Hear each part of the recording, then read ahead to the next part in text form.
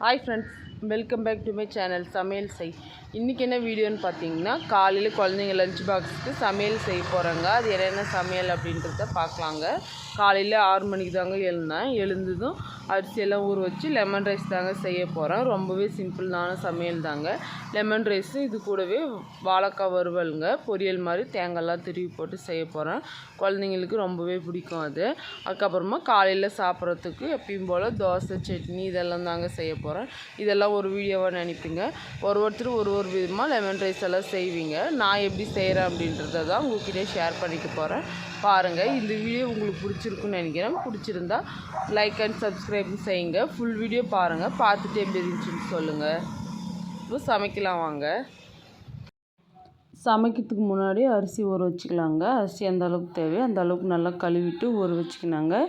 அடுத்ததாக வாழைக்காங்க. இந்த அளவுக்கு வாழைக்காவை கட் பண்ணி தண்ணியில் போட்டு வச்சுக்கிறாங்க வேக வைக்கிறதுக்காக. வாழைக்காய் இந்த அளவுக்கு கட் பண்ணால் தாங்க குடஞ்சி போகாமல் ரொம்ப நல்லாயிருக்கும். இது கூடவே மஞ்சள் பொடி 1 டேபிள் ஸ்பூன் அளவுக்கு உப்பு சேர்த்துட்டு வாழைக்காவை வேக வச்சு எடுத்துக்கலாம். பக்கத்துலேயே பாருங்கள், அரிசி வேக வைக்கிறதுக்காக தண்ணி பிடிச்சி வச்சுட்டேன். மூடி வச்சுட்டு தண்ணி நல்லா கொதிச்சதுக்கப்புறமா அரிசி போட்டுக்கலாம். வாழைக்காய் வெந்துருச்சுங்க. அடுத்தது வாழைக்காய் பொரியல் செஞ்சுக்கலாங்க. கடாய் வச்சுக்கிறேன். கடாய் நல்லா சூடானதுக்கப்புறமா 1/2 டேபிள் ஸ்பூன் கடுகு சேர்த்துக்கிறேங்க. கடுகு நல்லா பொரிஞ்சு வந்ததுக்கப்புறமா கட் பண்ணி வச்சுக்கிற பாதி வெங்காயம் சேர்த்துக்கிறேன். வாழைக்காய் கொஞ்சமாக இருக்கிறதுனால நான் பாதி வெங்காயமே சேர்த்துக்கிறேங்க. அதுவே கரெக்டாக இருக்கும். இந்த வாழைக்காய் பொரியல் ரொம்பவே டேஸ்ட்டாக இருக்குங்க. பசங்களுக்கெல்லாம் ரொம்பவே பிடிக்கும்.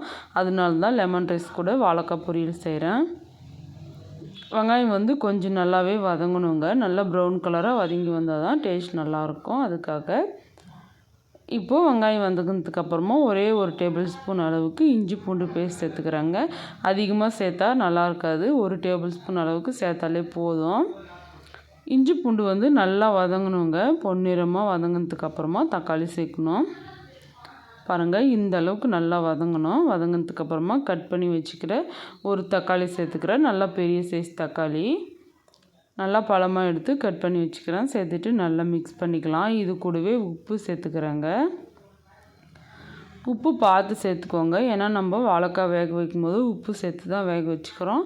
இந்த மசாலாவுக்கு மட்டும் கொஞ்சமாக உப்பு சேர்த்துக்கினா போதும். அதுக்கப்புறமா டேஸ்ட் பார்த்துட்டு கூட தேவை இருந்தால் உப்பு சேர்த்துக்கலாம். தக்காளி சாஃப்டாக இந்த அளவுக்கு வதங்கணுங்க. தக்காளி இருக்கிற இடமே தெரியக்கூடாது. அந்த அளவுக்கு நல்லா சாஃப்டாக வதங்கினா தான் நல்லாயிருக்கும். நல்லா வதங்கினதுக்கப்புறமா ஃப்ரெஷ்ஷான கருவேப்பிலை சேர்த்துக்கலாங்க. கொஞ்சமாக கருவேப்பிலை சேர்த்துட்டு இதையும் நல்லா இந்த தொக்கோடு நல்லா மிக்ஸ் பண்ணி வதக்கிக்கலாம். இந்த வாழைக்காய் பொரியலுக்கு இந்த மசாலா தாங்க ரொம்பவே நல்லாயிருக்கும். இதுக்கப்புறமா 1/2 டேபிள் ஸ்பூன் அளவுக்கு வீட்டில் ரெடி பண்ண குழம்பு மிளகாய் தூள் சேர்த்துக்கிறேங்க. சேர்த்துட்டு இதையும் நல்லா மிக்ஸ் பண்ணிக்கலாம். மிளகாய் தூள் சேர்த்ததுக்கப்புறமா கொஞ்சம் நேரம் நல்லா வதக்கணுங்க. மிளகாய் தூள் இருக்கிற பச்சை வாசனைலாம் போய் நல்லா வதங்கணும். நல்லா மிக்ஸ் பண்ணி எண்ணெய்லாம் பிரிஞ்சு வர வரைக்கும் நல்லா மிக்ஸ் பண்ணி வதக்கிக்கோங்க. பாருங்கள், சூப்பராக வதங்கியாச்சு. இதுக்கப்புறமா இந்த அளவுக்கு சாஃப்டாக வேக வச்சுக்கிற வாழைக்காயை சேர்த்துக்கிறேன். வாழைக்காய் ரொம்ப வேக வச்சிங்கன்னா உடஞ்சி போயிடும். ஓரளவுக்கு வேக வச்சாலே போதும். நல்லா மிக்ஸ் பண்ணி வதக்கிக்கிறேன். நல்லா மிக்ஸ் பண்ணிக்கோங்க. காய் உடஞ்சி போகக்கூடாது. லைட்டாக மிக்ஸ் பண்ணி நல்லா வதங்கினதுக்கப்புறமா நம்ம திருவி வச்சுக்கிற தேங்காயை சேர்த்துக்கலாம். தேங்காவை பூவாக திருவி வச்சுக்கோங்க. கட் பண்ணி சேர்க்காதீங்க. திருவி வச்சுக்கிற தேங்காய் இது கூடவே கொஞ்சமாக கொத்தமல்லி சேர்த்துட்டு நல்லா மிக்ஸ் பண்ணி ஒரு 3லேருந்து 4 நிமிஷம் மிக்ஸ் பண்ணி நல்லா வதக்கினாலே சூப்பரான வாழைக்காய் பொரியல் ரெடி ஆகிடுங்க. ரொம்ப டேஸ்ட்டாக இருக்குங்க. இது ரசம் சாதம், சாம்பார் சாதம், இந்த மாதிரி லெமன் ரைஸு இது கூடலாம் வச்சு சாப்பிட்றதுக்கும் ரொம்பவே நல்லாயிருக்கும். இல்லை சாதத்தோடு போட்டு பிசைஞ்சு சாப்பிட்றதுக்கு கூட ரொம்ப நல்லாயிருக்குங்க. கண்டிப்பாக நீங்களும் இதே மாதிரி உங்கள் வீட்டில் ட்ரை பண்ணி சாப்பிட்டு எப்படி இருந்துச்சுன்ட்டு கமெண்ட் பண்ணுங்கள். நீங்கள்லாம் எப்படி வாழைக்காய் பொரியல் செய்வீங்க அப்படின்றதையும் சொல்லுங்கள். நானும் ட்ரை பண்ணி பார்க்குறேன். இது மாதிரியும் செய்யலாங்க. இப்போ தக்காளி வெங்காயமெல்லாம் போடாத உப்பு மிளகாய் தூள் மட்டும் போட்டு வாழைக்காயில் நல்லா பரட்டி அதையும் தோசைக்கல்லில் போட்டு நல்லா ஃப்ரை பண்ணி எடுத்தால் அதுவும் நல்லாயிருக்கும். வாழைக்காய் பொரியல் ரெடி ஆனதுக்கப்புறமா அடுத்ததாக நான் கஞ்சி வச்சுக்கிறேங்க. சாமரிசி கஞ்சி. அது ஒரு பக்கம் வேகட்டும். இப்போ காலையில் சாப்பிட்றதுக்கு சட்னி அரைச்சிக்கிறேங்க. தோசை சட்னி. அதுக்கு கட் பண்ணி வச்சுக்கிற ஒரு மூடி அளவுக்கு தேங்காய்ங்க. தேங்காய் கூடவே கொஞ்சம் பொட்டுக்கடலை, காரத்துக்கு தேவையான அளவுக்கு பச்சை மிளகாய் சேர்த்துக்கிறேங்க. கொஞ்சம் கருவேப்பிலையும் சேர்த்துக்கிறேங்க. இது கூட சின்ன லெமன் சைஸ் குட்டி நெல்லிக்காய் சைஸ் அளவுக்கு புளி எடுத்துக்கிறேன். ஒரு 6-7 பூண்டு எடுத்துக்கிறேங்க. பூண்டு உரிக்காமல் தோலோடு நல்லா கழுவிட்டு சேர்த்துக்கோங்க. இது கூட சட்னிக்கு தேவையான அளவுக்கு உப்பும் சேர்த்துக்கிறாங்க. அவ்வளோதான். இந்த சட்னி ரொம்ப டேஸ்ட்டாக இருக்குங்க. கண்டிப்பாக நீங்களும் இது போல் ட்ரை பண்ணுங்கள். அதுக்கப்புறமா கொஞ்சம் அரைக்கிறதுக்கு தேவையான அளவுக்கு தண்ணி சேர்த்து மிக்ஸி ஜாரில் நல்லா நைஸாக அரைச்சி எடுத்துக்கலாங்க. ரொம்ப நைஸாக இல்லாமல் ஓரளவுக்கு மீடியமாக நைஸாக அரைச்சி எடுத்துக்கலாம். இந்த சட்னி உண்மையிலேயே ரொம்ப நல்லா இருக்குங்க. எல்லா பசங்களாம் சாப்பிட்டு கூட ரொம்ப நல்லா இருக்குதுன்னு சொன்னாங்க. அதனால் நீங்களும் இதே மாதிரி உங்கள் வீட்டில் ட்ரை பண்ணுங்கள். அடுத்ததாக சாதம் வெந்துருச்சான்னு பார்க்கலாங்க. சாதம் வந்து வேகலை. இன்னும் கொஞ்சம் நேரம் நல்லா வேகணுங்க. ரொம்ப குழைவாக வேக வைக்காதீங்க. ஓரளவுக்கு வெந்தாலே போதும். அடுத்ததாக சாதம் வடிச்சிட்டு இப்போ லெமன் ரைஸ் வந்து தாளிச்சிக்கலாம். லெமன் ரைஸ்க்கு முன்னாடி சட்னி தாளித்து எடுத்துக்கலாங்க. கொஞ்சமாக எண்ணெய், கடுகு நல்லா பொரியணுங்க. 1-2 கடலைப்பருப்பு, உளுத்தம்பருப்பெல்லாம் சேர்த்துக்கிறேன். கடுகு நல்லா பொரிஞ்சதுக்கப்புறமா 4 வரமிளகா சேர்த்துக்கிறேங்க. உடச்சிட்டு வரமிளகாய் வந்து முன்னாடியே சேர்த்துக்கோங்க. ரொம்ப கரிஞ்சிடக்கூடாது. ஓரளவுக்கு கலர் மாறினதுக்கப்புறமா நம்ம கருவேப்பிலை சேர்த்துக்கலாம். கருவேப்பிலை வந்து நல்லா பொரியணுங்க. பொரிஞ்சதுக்கப்புறமா இதை எடுத்து சட்னியில் சேர்த்துட்டு இதிலே கொஞ்சம் எண்ணெய் இருக்குது. இது கூட இன்னும் கொஞ்சம் எண்ணெய் சேர்த்து நம்ம லெமன் ரைஸ் தாளிச்சிக்கலாம்.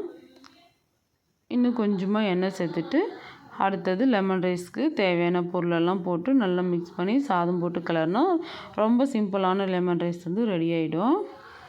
எண்ணெய் நல்லா காஞ்சதுக்கப்புறமா 1 டேபிள் ஸ்பூன் அளவுக்கு கடுகு சேர்த்துக்கிறேங்க.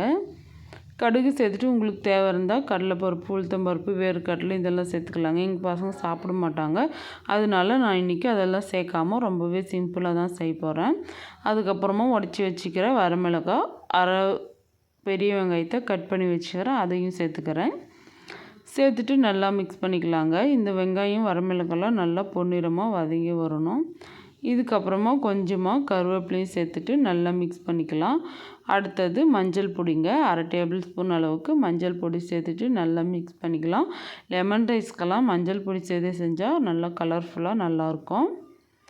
லெமன் ரைஸ்க்கு மஞ்சள் பொடி சேர்த்துட்டு நல்லா மிக்ஸ் பண்ணதுக்கப்புறமா கொஞ்சமாக கொத்தமல்லி தழை இந்த எண்ணெயிலே சேர்த்துக்கணுங்க. இதுக்கப்புறமா நம்ம சாதம் போட்டு மிக்ஸ் பண்ணதுக்கப்புறமாவும் கொஞ்சமாக கொத்தமல்லி சேர்க்க போகிறோம். அதுக்கப்புறமா நம்ம வடித்து வச்சு சாதத்தை சேர்த்துக்கலாம். சாதம் வந்து நல்லா ஆற வச்சுட்டு கூட சேர்த்துக்கலாம். இன்றைக்கி நான் சூடாகவே சேர்த்துக்கிறேன். ஏன்னா டைம் ஆகிடுச்சு.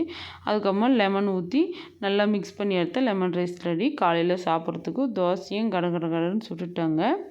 இப்போ நம்ம என்னெல்லாம் சமைச்சோன்ட்டு பார்க்கலாம். சாதம், லெமன் ரைஸுங்க. ரொம்பவே கலர்ஃபுல்லாக ரொம்ப டேஸ்ட்டாக இருந்துச்சு லெமன் ரைஸு. இது கூட கொஞ்சமாக வாழைக்காய் பொரியலுங்க. அடுத்ததாக சட்னிங்க. காலையில் சாப்பிட்றதுக்கு தேங்காயும் பொட்டுக்கடலை போட்டு சட்னி செஞ்சுக்கிறேன். அடுத்தது தோசைங்க. தோசை வந்து இன்னும் சுட்டு ஆகலைங்க. ஒன்று சுட்டு பசங்களுக்கும் கொடுக்குறேன். அவங்களும் சாப்பிட்டுனே இருக்கிறாங்க. நானும் சுட்டுட்டு காலையில் தோசை சட்னி வச்சு சாப்பிட்டாச்சுங்க. ரொம்பவே சிம்பிளான பிரேக்ஃபாஸ்ட்டும் லஞ்சும் தாங்க செஞ்சுக்கிறேன். ரொம்ப இன்றைக்கி கொஞ்சம் லேட்டாக எழுந்ததுனால கடகடன்னு இதெல்லாம் செஞ்சுட்டாங்க. எங்கள் வீட்டு ஜன்னல் வெளியே பார்த்தா இப்படி தான் இருக்குங்க. வியூ எப்படி இருக்குதுன்னு சொல்லுங்கள். மழையெல்லாம் வரதுனால பச்சை பசேல்னு ரொம்பவே நல்லா இருக்குது. அடுத்தது சமையலெல்லாம் ஓரளவுக்கு முடிஞ்சதுக்கப்புறமா பாக்ஸில் பேக் பண்ணிட்டா வேலை முடிஞ்சிடும். பாக்ஸில் தண்ணியும் பிடிச்சாச்சுங்க. இது ஷார்ட் வீடியோவாக எடுத்திருந்தேன். அதை பாருங்கள். இந்த வீடியோ உங்களுக்கு பிடிச்சிருக்குன்னு நினைக்கிறேன். பிடிச்சிருந்தா மறக்காமல் சமையல் செய் சேனலை லைக் பண்ணுங்கள், ஷேர் பண்ணுங்கள், கமெண்ட் பண்ணுங்கள். சப்ஸ்கிரைப் பண்ண மறக்காதீங்க. கண்டிப்பாக ஃபுல் வீடியோ பாருங்கள். ஷார்ட்ஸையும் ஃபாலோ பண்ணிக்கோங்க. ரொம்பவே இன்ட்ரெஸ்டிங்கான லஞ்ச் பாக்ஸ் ரெசிபி வீடியோவெல்லாம் எடுத்து போஸ்ட் பண்ணுவேன். அடுத்ததாக ஒரு நல்ல சமையல் வீடியோவில் பார்க்கலாங்க. அது வரைக்கும் பாய். என் சேனலை சப்ஸ்கிரைப் பண்ண எல்லாருக்குமே ரொம்ப ரொம்ப நன்றிங்க. கண்டிப்பாக சப்ஸ்கிரைப் பண்ணவங்க எல்லாருமே வீடியோவை பாருங்கள். பண்ணாதவங்க மறக்காமல் சப்ஸ்கிரைப் பண்ணிக்கோங்க. அடுத்த சமையல் வீடியோவில் பார்க்கலாம். அது வரைக்கும் பாய்.